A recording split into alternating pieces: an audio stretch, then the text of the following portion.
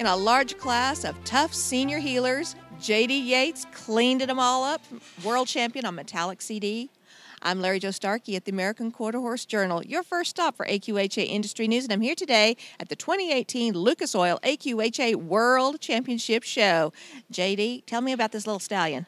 Well, I got this horse a little over a year ago from DT Horses and showed him all year this year. They wanted to try to win the on roll and bring him back here and see what we could get done. And he was really good for me today. And you know, I didn't get to watch all the class, but it was really a tough class. The whole roping was tough, the head and the heeling, and you know, that's what it's all about.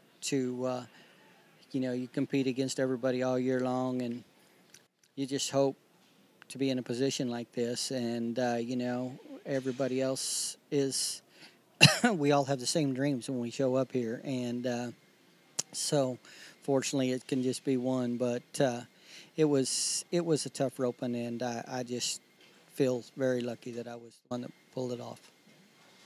You did manage to beat your son. Does that feel a little bit good? Well, you know, in the arena, we're all competitors, whether we're family, whether we're father-son, whether, you know, we're friends, whatever. I have no friends when I back in the box, whether it's my son or my competitors. As soon as the run's over, I want to be friends with everybody, and I love my son to death.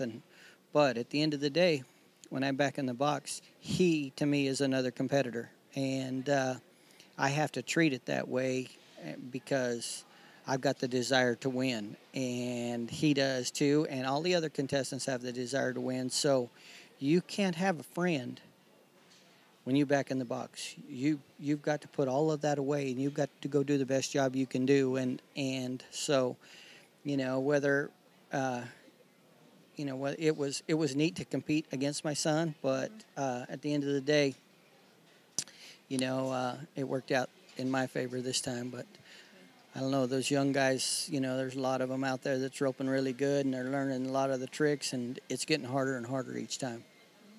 Now, who was heading for you? My cousin Jay Wadham's headed for me, and I headed for my son.